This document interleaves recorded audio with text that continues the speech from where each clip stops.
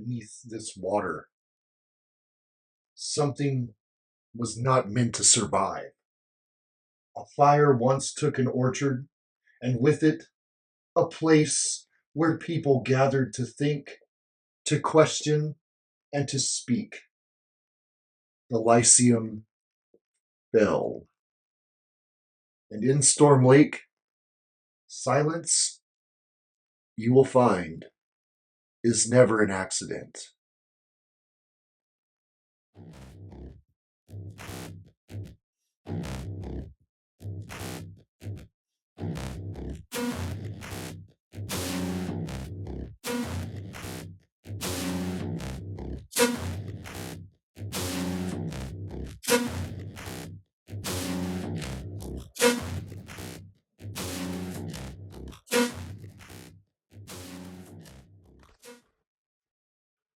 Welcome back, wanderers of the Quiet Crypt.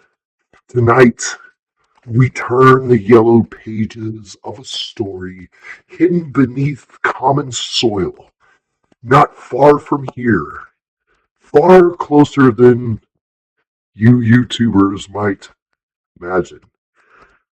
There lies a lake that has been spoken about endlessly.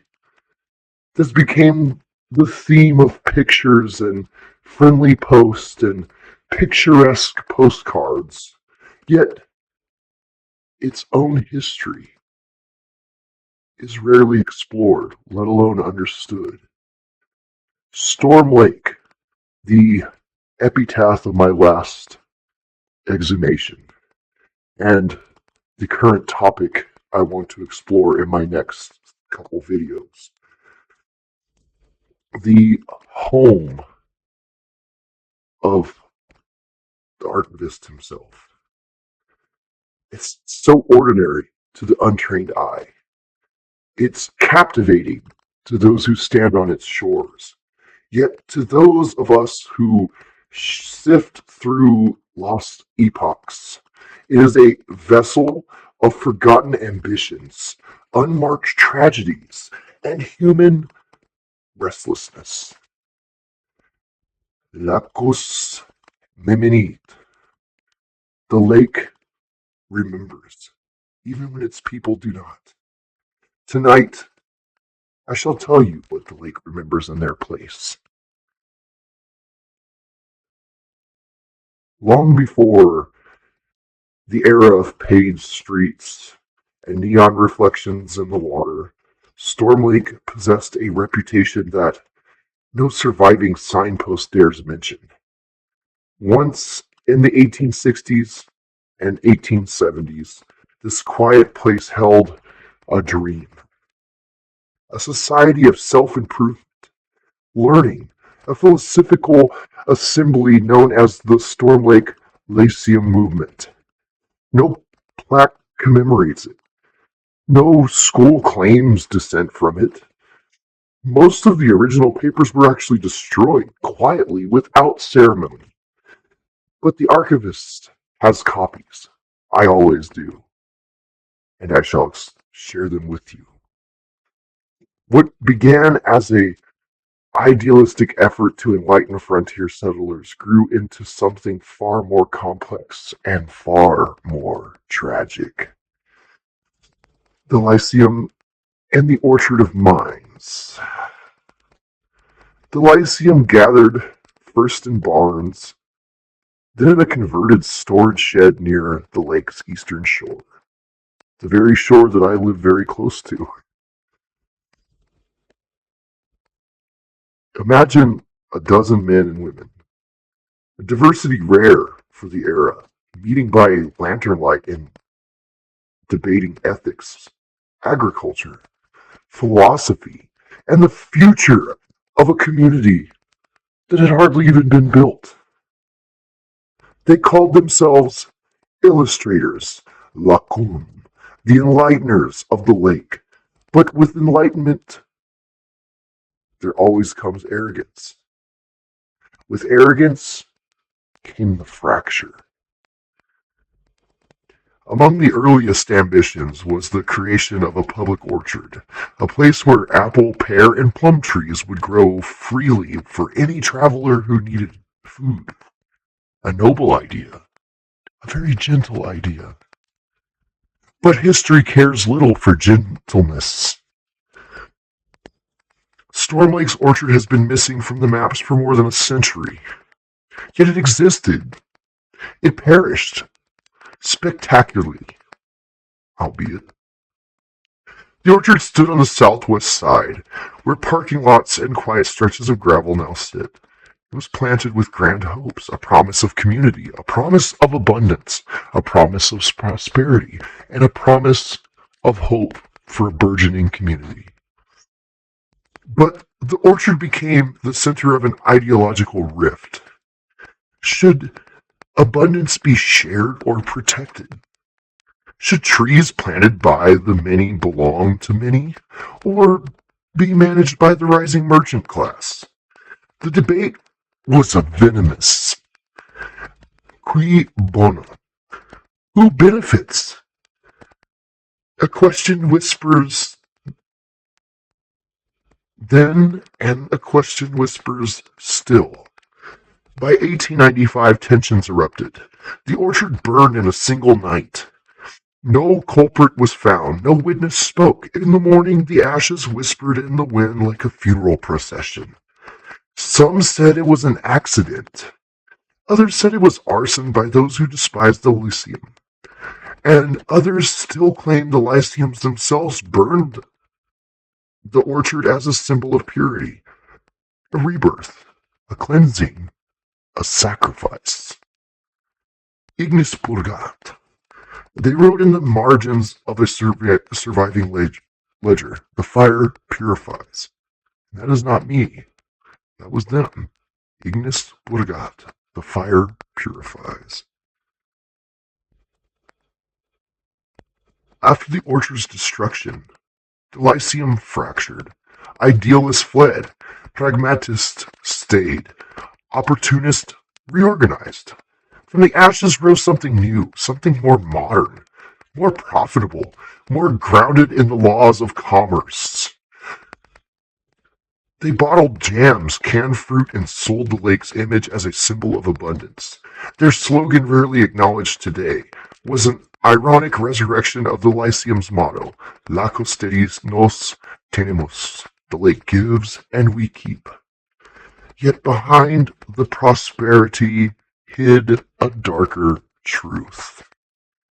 The lake preserves company began drawing lake water quietly, discreetly, and in far greater quantities than the townspeople realized.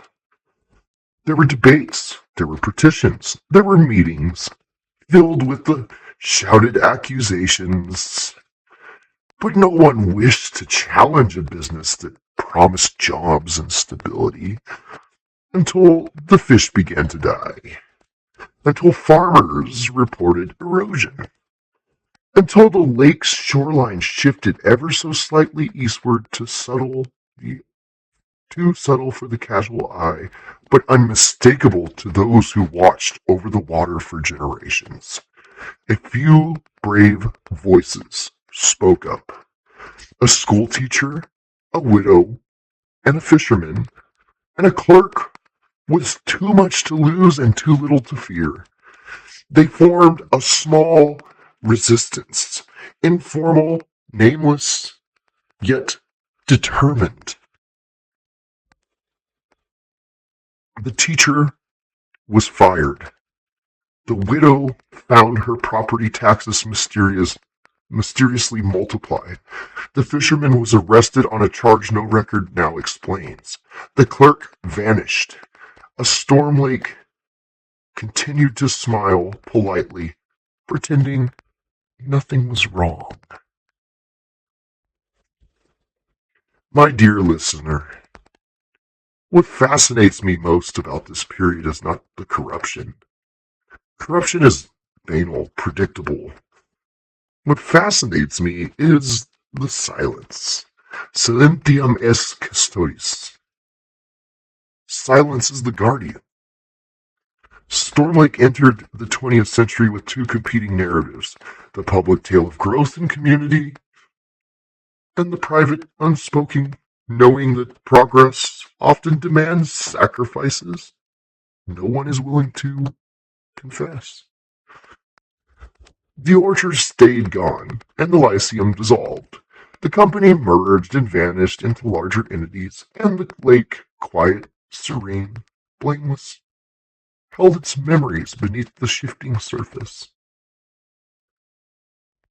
Tonight, as I stand before the tall, cold windows of my chateau, looking upon the lake, with a sadness, with hope, and with love for this quaint and quiet and almost forgotten community, I wonder, what would Storm Lake say if the waters were given a voice?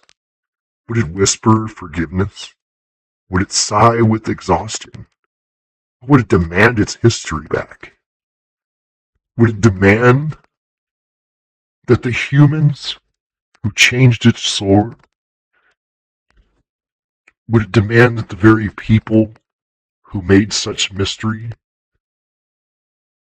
speak, to tell its tale,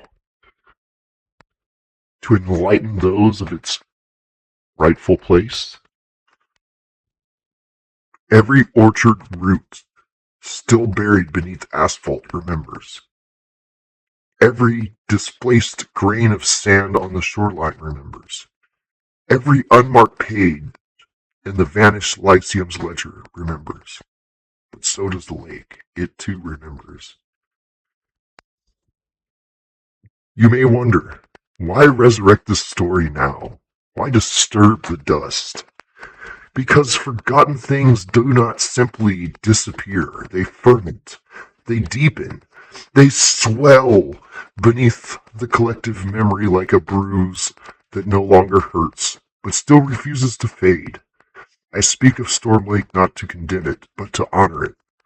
History is not a throne. It is an altar. It is the very thing that makes magic real and tangible. Historia lucerna tenebris est. History is a lantern for the darkness, but a lantern is useless if no one lights it. So tonight, Wanderer, you and I have lit it together. If you visit Storm Lake, walk to the southwest edge, stand still, listen. The wind often carries a faint, uncanny sweetness in that place. Locals say it's just the shoreline grasses, but we archivists know the truth.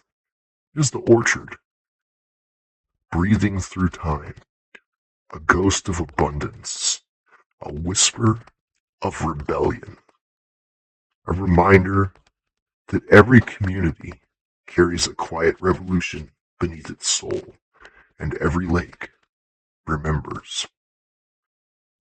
Good night, Wanderer, until our next excavation.